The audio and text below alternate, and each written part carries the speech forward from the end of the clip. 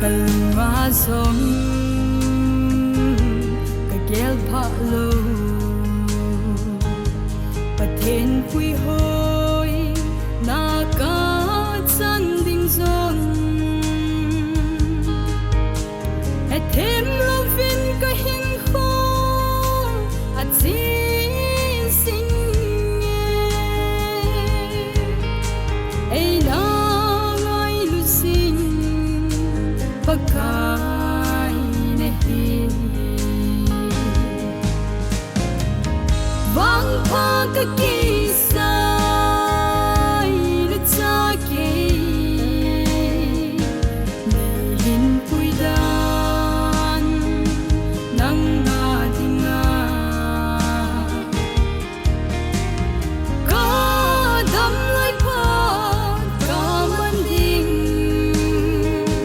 gen thei na hung tam zum le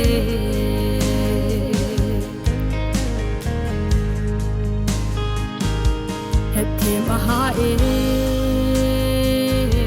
ta lấy hin khô nang ma ka hin bel si ting zum le lung tha na ding gen thei na a tam si hu dan nei hilin nei pui zingo vang pha ka ki sai lu cha ki nei hin pui dan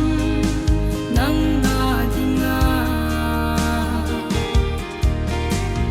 ka dam lai pa ka man ding gen thei na hung tam zum le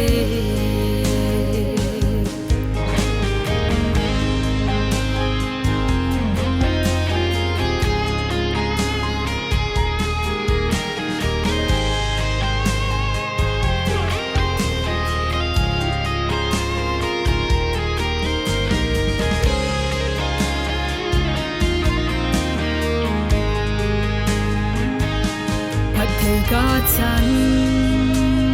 na pakai nang bo na ang ka ta ve nei sango nei man chan nang ding in ka kin han ne hin kho chom chaka nei sum hin vang pha ka ki